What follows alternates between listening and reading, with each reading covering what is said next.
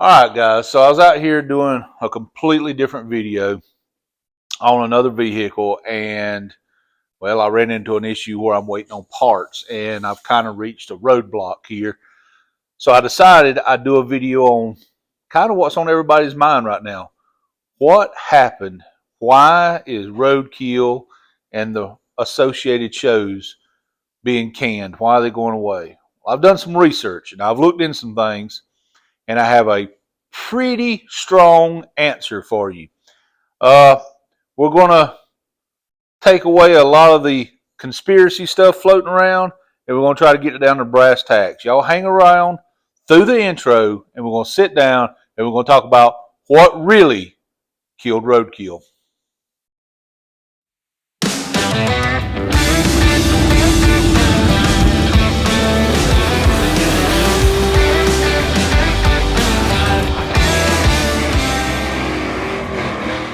I'd say he's a nut job. Okay, let's sit down and have a conversation here. What really killed Roadkill? There's been a lot of videos put out, and some of the folks that actually have shows on the Motor Trend network, or is it now Discovery Plus? A lot of those have put out videos, but the videos basically are just thanking everybody from watching and telling everybody there will be content in 2025, even though the shows have officially been ended. Well, it's because they've already filmed the seasons, they just haven't been aired yet, and that's just money spent, so they're going to air them. But what was the actual reasoning behind the death of all these? We have to go back a little bit. If you go back a few years, it's kind of been a snowballing thing. Now, I'm going to say a few things here that might be a little controversial, and you might disagree, but I believe we can have an intelligent conversation about it. Go all the way back to the beginnings when YouTube was the source of Roadkill. In David Freiberger's own words, they were offered a chunk of money to do these shows, and they were always supposed to be free on YouTube, and they created these other shows like Roadkill Garage and all over here to be the paid content that you would do on an app. And they eventually, and it didn't take them long, I don't even want to use the word eventually, they subsequently moved everything to the app and off of YouTube. They done that for financial reasons. They wanted to make money off these shows. Now, David Freiberger has been very open about they were never scripted. They never had a script. They never had a formal plan. It was literally him and Finnegan sitting around going, I think we should do this. I think we should do that. And they let them run with it. Now, ultimately, I think that was some of the issues that hurt, even though that was exactly what made it what we wanted to watch. Because Motor Trend gave these guys free reign,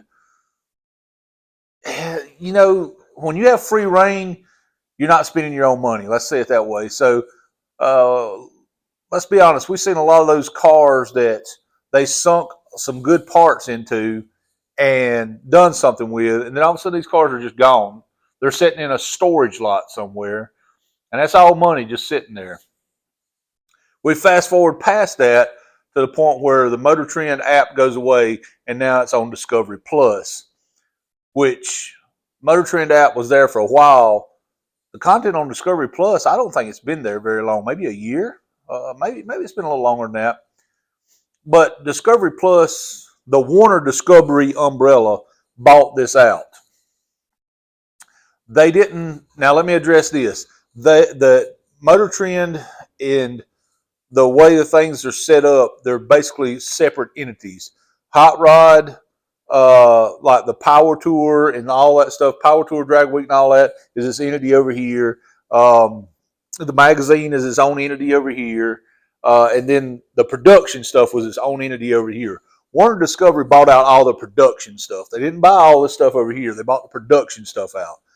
So the people that are worried about Power Tour, Drag Week, uh, Roadkill Nights, all that stuff is still over here.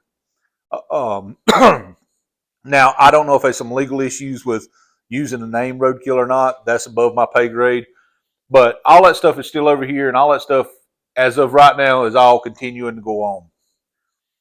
But when Warner Discovery bought out the rights to these shows, there was already some debt there. They wasn't necessarily profitable. There was some, from what I've read, there were some sponsorships that had withdrawn. That was picking up the tab for a lot of stuff, and they wasn't there. They didn't have that sponsorship there anymore, and some things happened that kind of forced their hand to sell to Warner Discovery because of financial issues. I don't know what made Warner Discovery want to invest in those. I really don't know, because Warner Discovery released their, uh, I guess you would say, end of quarter, end of year books, and you can go over there and look. They're 10 billion. That's billion with a B. $10 billion in debt. So what they were thinking when they bought a production outfit that was already in the hole a little bit, I don't know. I don't know if they thought maybe those shows were wildly successful enough that it would bring more money in, and it didn't. I don't know really what they were thinking. But Warner Discovery's $10 billion in the hole. And the Motor Trend content that they brought over and bought is not profiting the way that they assumed it would, is my theory. And they're trimming the fat. And it's not just Roadkill that's getting axed. Roadkill Garage, Hot Rod Garage, Faster with Newbern and Cotton, Roadworthy Rescues. All these shows are getting the axe. Now, I believe Derek is probably the one that's going to be sitting the best out of all of them, because he's never stopped his YouTube content. He's been constant there. And Roadworthy Rescues just came in, and he kept all of his YouTube stuff going. So I think he'll be okay. It may even make his stuff better. It's one of those things where I honestly think, if you boil it down, I know a lot of people have theories about, well, I've heard people say, well, I mean, 13 years, what else could they do? You know, I've heard that. I've heard, oh, well, it's just, they're trying to kill the car culture. I've heard, that hat being worn. I've heard a lot of things, but when it comes down to it, as unpopular as the words are to say, and as much as people don't like it, it came down to a business decision by a company that was already tremendously in debt. And they looked at it and said, we can't keep bleeding this money. I believe that Warner Discovery I believe the method that they used may have been a little flawed, because I think, honestly, they trimmed car content right off the top first, and then they're going to sit back and see, do they need to trim anything else, instead of just sitting back and going, why don't we trim a little here and a little here and a little here. So I do believe some of it was directed toward the car content, but honestly, I believe it was a knee-jerk reaction that these guys have been here the least amount of time. Let's cut that fat off and be done with it. So what does that mean for the future? I don't know. I really don't know. That much we're still learning. I know all these guys have YouTube channels. David Newbern, Mike Cotton, of course, Derek, Alex Taylor, Lucky has them, Freiberger, Finnegan. All these guys have YouTube channels. So there will still be some content on their channels. But if I'm being honest with you guys, I feel like we've been together long enough I can be honest with you. Their YouTube content is not as good as Roadkill was, or Roadkill Garage was. That's just the way I feel about it. I personally enjoyed those road trips where everything seemed to be going wrong. They kept having to band-aid it, kept having to get out there and work on it. I enjoyed those road trips, and I think those are gone now. David Freiberger himself said on his channel that geographically, if he did something with somebody, it would probably be Steve Dulcich because he was one of the closest to him. Of course, now Mike Finnegan's in Georgia and Freiberger's still in California, so they're not going to fly out and back on their own dime to do road trips together and do stuff together. So I think that roadkill style stuff is probably gone now. We can actually hold out hope slightly that if there's enough outrage out there over this going away, that some other parent company comes in and buys these Motor Trend shows, the Roadkill Garage, Hot Rod Garage, the Faster Show, Road Warrior Rescues. That some other company umbrella comes out here and wants to buy those and bring them over here and have their own deal going over. Maybe even move it back to YouTube or what have you. But we can hope for that. Whether that happens or not, now that's a completely different story. But my personal opinions on what happens, it boils solely down to money. And there was some bad choices made, some bad things were done financially, and I think it ultimately was the nail in the coffin for the show. I would like to know what your thoughts on it is, what you think might have been the reason the show goes away. But there's information out there now. Mike Finnegan is really the only one that hasn't came out and made a video and gave his point of view. There's videos out there from Mike Cotton. There's videos out there from David Freiberger. I haven't heard anything out of Derek, but again, I don't think Derek will be affected by it at all. Alex Taylor made a post. All of them are basically saying the same thing, almost as they were scripted. I honestly think a lot of these social media posts that be putting out by those are press releases written by Warner Discovery. That may not be a popular opinion, but hear me out. Every one of them have said verbatim almost the same exact thing. Do not cancel your subscription. Keep watching. A whole new season's coming out. There will be new episodes in 2025. We're just not filming anymore. We have new seasons that are already filmed. Those seasons will air in 2025. Don't cancel your subscription. Keep paying your subscription. Keep supporting. So when all of them are saying the exact same things, it almost makes me feel like it's scripted. Maybe I'm wrong. You let me know. What do you think? What do you think about that? Do you feel like if you watch some of their others, that if you watch multiple ones, that their answers are pretty much scripted?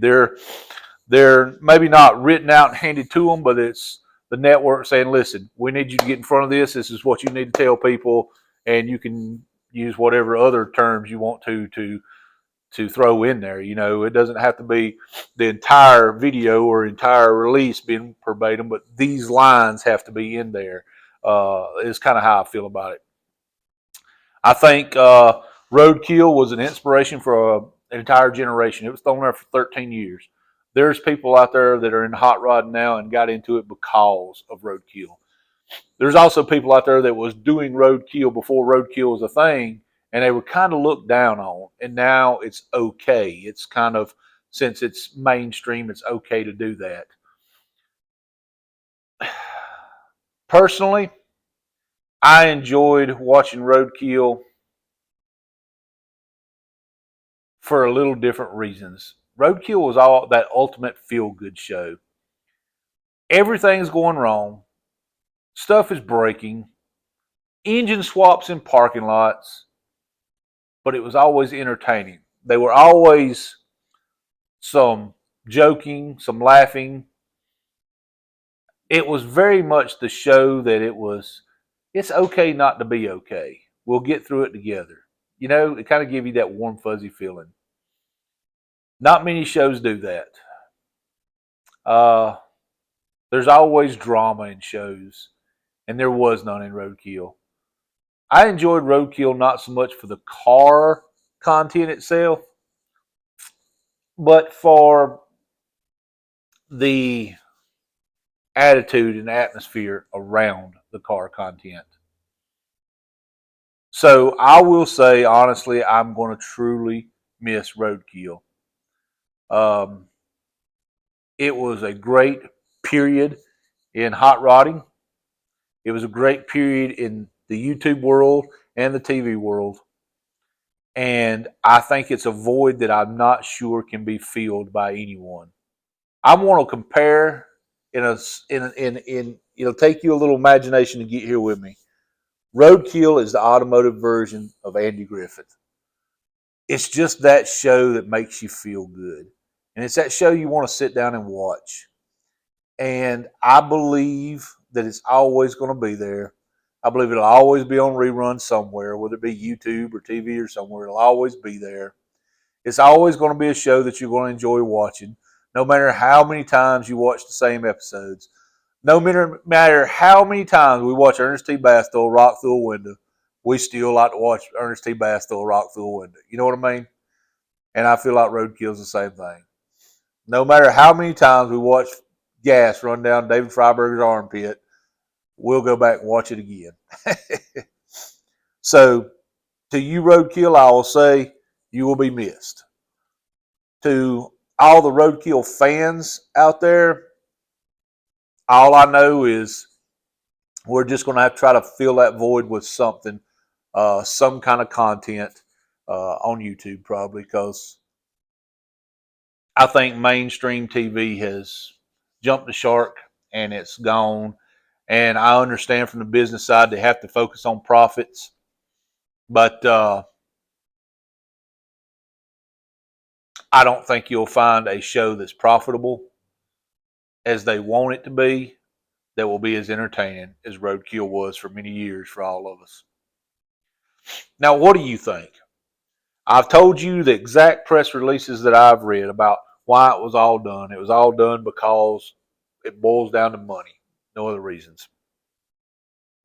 I believe some of that debt that was incurred by Motor Trend was because of the freedom they gave the host to do whatever they wanted to do.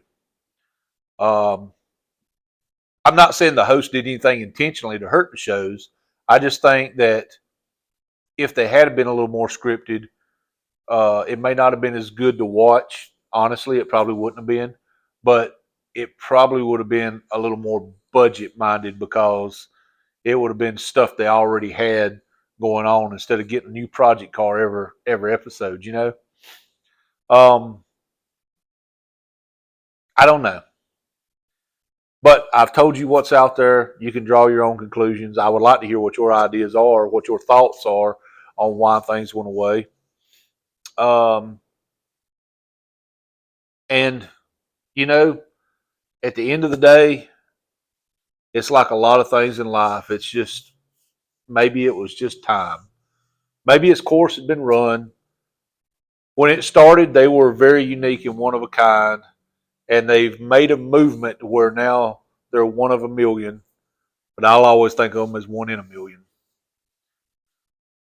Guys, I don't know what else I can say about that, but I appreciate you spending a minute with me and talking about Roadkill.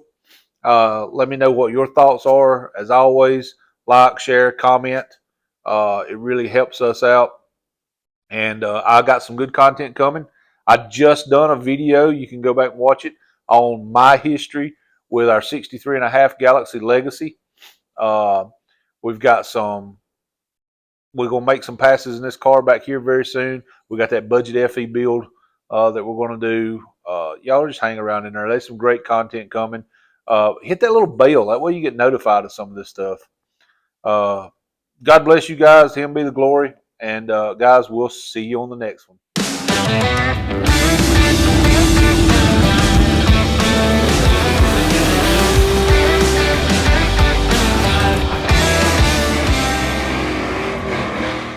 I'd say he's a nut job.